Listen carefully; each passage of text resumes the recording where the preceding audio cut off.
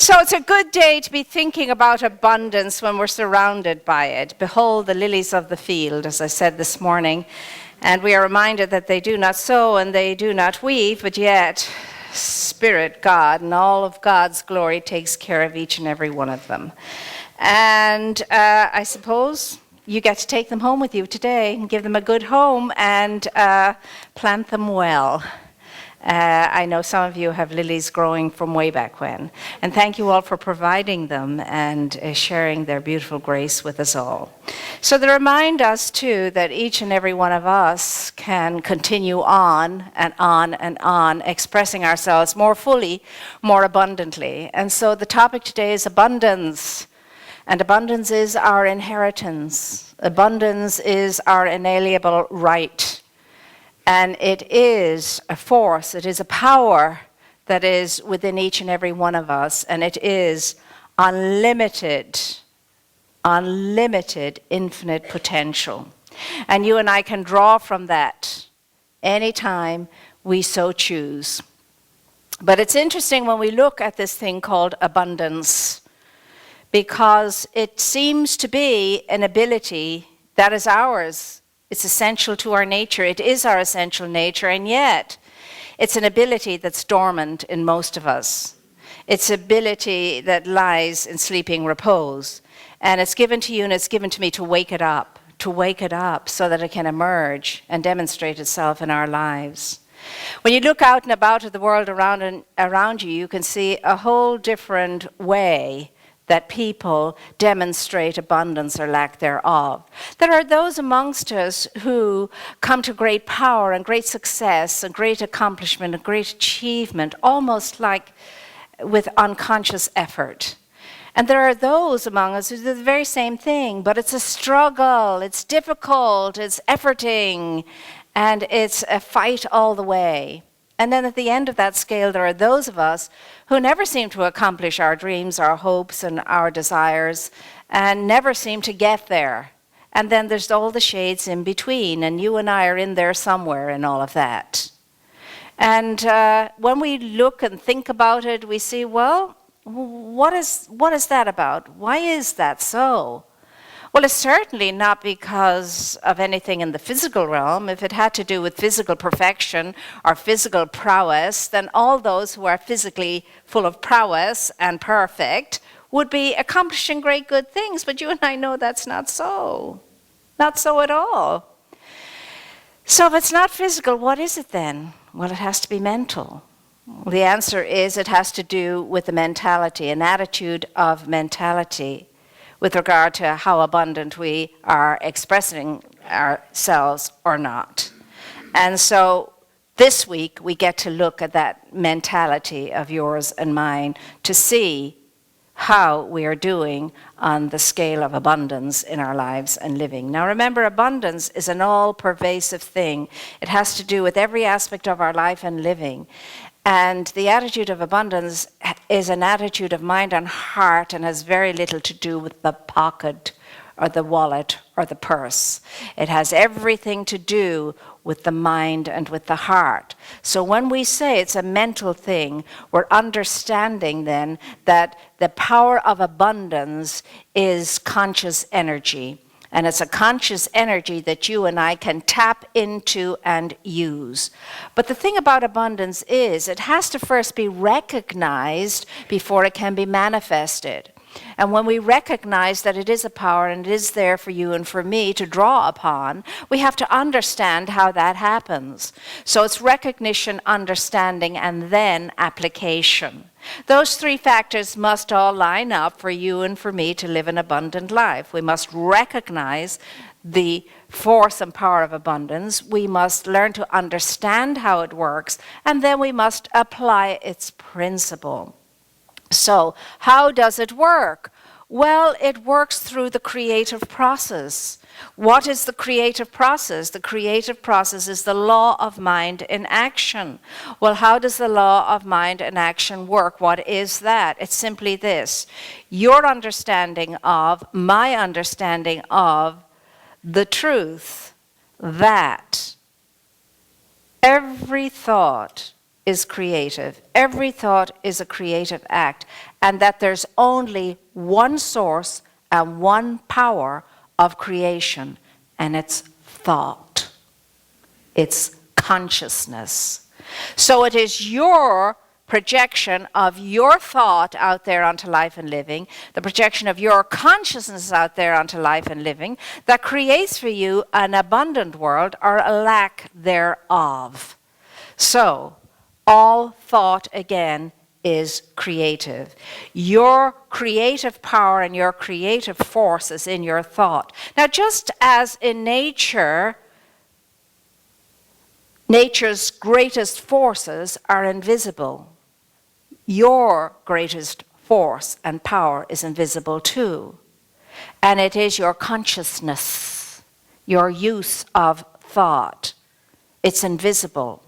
It's on the interior side of life. It has to do with the inner world. But guess what? Most of us like to live on the outside world, in the exterior world, the world of the senses. And the world of the senses is a world of effect. It's a world of conditions and circumstances and situations. The interior world, the inside world, is the world of cause. The creative process itself, the world of cause.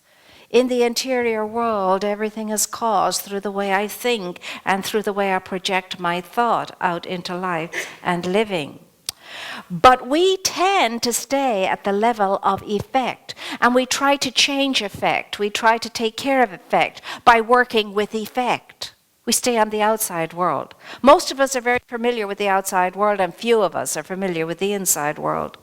And so here we are grappling at effect in the world of effect through effect. It cannot be done. If I want to change an effect, if I want to change a condition, if I want to change a circumstance, if I want to change a situation, I have to go to the interior world of cause, my inner conscious awareness.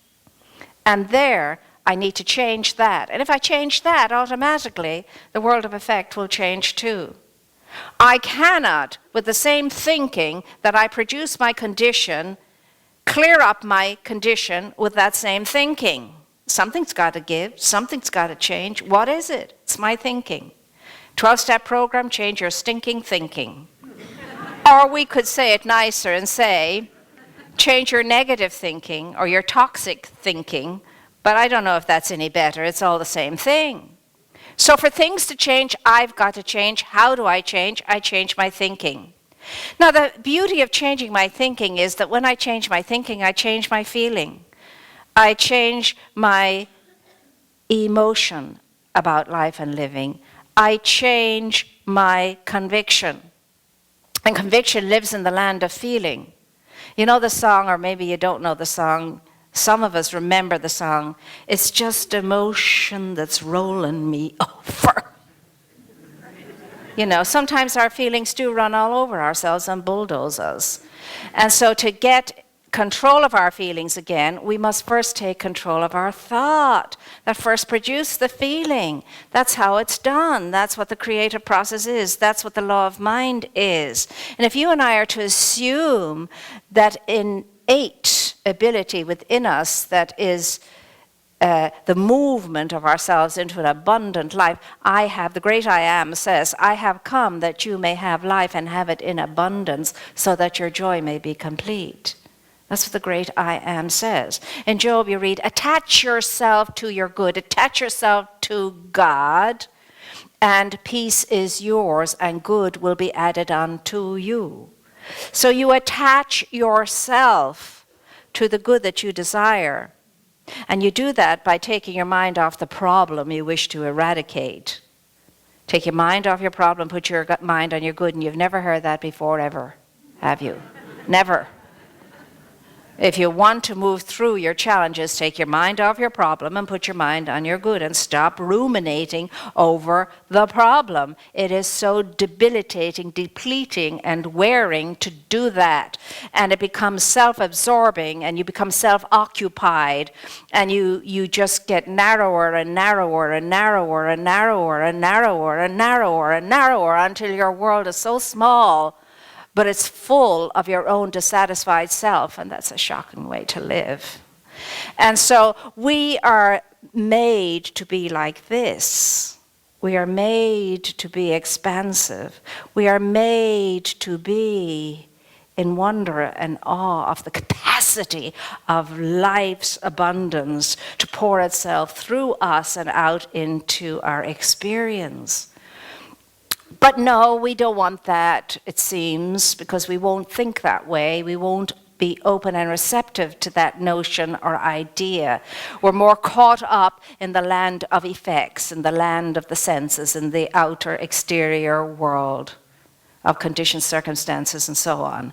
Well, that doesn't have to continue. If you are not happy with the way your life is at the moment, that can be changed. This week, you get to think about, I get to think about what my thoughts are doing to my life and how my thoughts are creating whatever is being created in my life.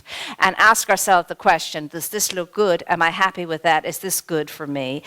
Am I good to go with this? Is all well? If not, you get to step back, and so do I, from all of it.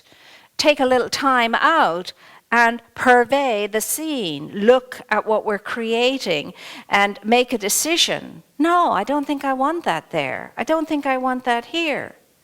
I think I need to, churn it all up and start a whole new paradigm for myself and create a whole new blueprint. And I can.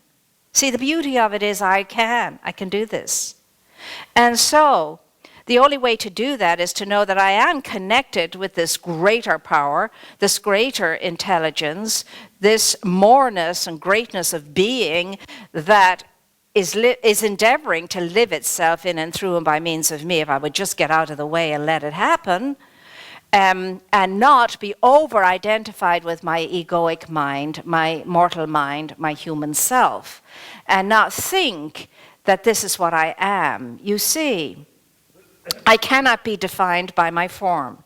This form does not define me. And it doesn't matter how great the form looks or how good the form feels. It is not me and it does not define me. This is a vehicle, that's all. It's just a vehicle, and I'll be putting it aside one day in exchange for another, more refined vehicle. But this is not me. I am not my body, and I am not my mind. Thank God I'm not my mind, and thank God I'm not my body, because sometimes my mind is not the best place to be in. It's kind of like a land field, a landmine field. And I'm sure yours is the very same because there's only the one mind. So if I'm experiencing that at times, I know you are too. And it's okay, because you can stand back from it and look at it and say, oh, I wandered into the wrong place today. I think I'll extrapolate myself from there. Close the door on that one. Thank you very much. Here's where I meant to go, over here, into the land of sunshine and the land of beauty and grace, because that's where I really know I am supposed to be, and that's where I want to hang out. So don't be surprised at yourself if all the doldrums come at you and you get grumpy and lumpy and all the rest of it. That's going to happen as long as you're in a vehicle, But it's how you respond to it that makes the difference. You don't have to jump on board and say, okay, this is my ride, and I've got a ticket to ride. Well, I'm not going to ride that one. I don't have to get on that wagon. I can go somewhere else. And the choice is always yours.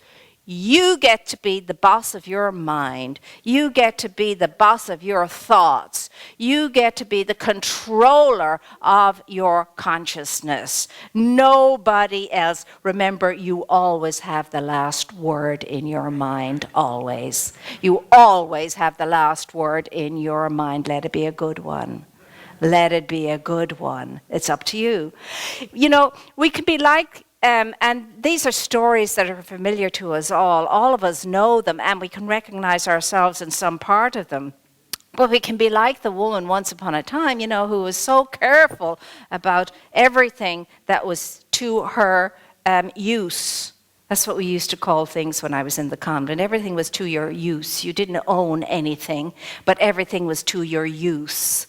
Well, everything that was to her use, or a possession in the house or around about her, she used very, very carefully. She's always making everything do. She'd make her clothes do, and she'd make everything in the house do. And she was always very wary about how she was going to spend her money. And she was always at the husband to be sure that he would spend his money wisely and well and very carefully and make things do, and so on and so on. And so she had this thing about an angst around the budget and so on, and so consequently everybody was driven to make do with everything, even though they were settling for less when they could have had more. Well, one day this husband decided, I've had enough of this, and he walked out the door. Well, that surprised her, to say the least.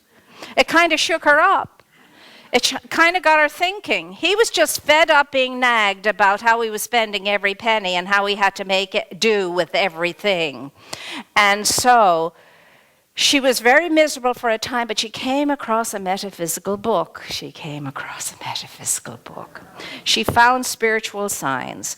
And she was out of desperation in the beginning. She sucked it all up and read it all up and thought, well, maybe it'll work. Maybe this will work. It's worth the shot. It's worth the try. And in the beginning it was difficult because she was entering into it from desperation. But gradually she began to relax a little bit, and relax a little bit, and relax a little bit. And she began to she caught the consciousness. She caught the consciousness of the principles. And she said, what the hey? No harm trying these things out. So she started to try things out. She started to lighten up a bit. She started to watch the way she was thinking, watch the way she was speaking. And she began to bless her supply. But the most greatest breakthrough was her understanding that she had a supplier, she had a source, and she could depend and rely upon her source and her infinite supplier. And as she began to do that more and more, she began to spend her money fearlessly.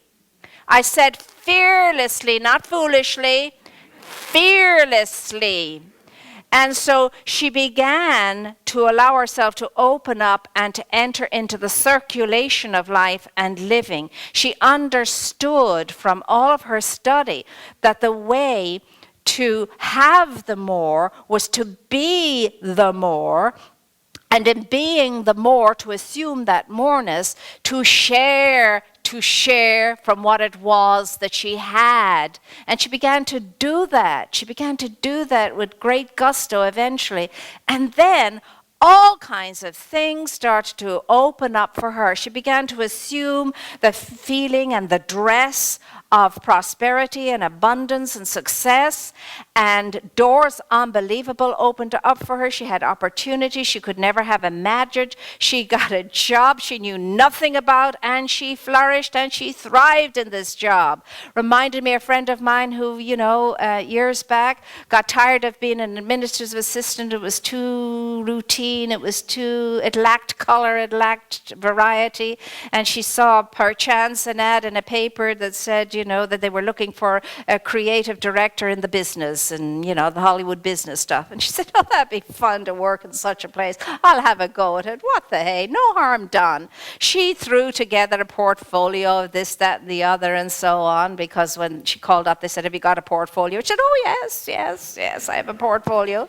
She threw it all together, bundled up, dressed up in her, quirky way that she had of dressing up, fit Hollywood very nicely. Off she went, and she had her interview, got the job, and lo and behold, knew nothing about any of it, and learned on the spot. She became a vice president in one of the most leading creative companies there is, and traveled the world as a consequently, and worked with people like Madonna and so on and so forth, etc.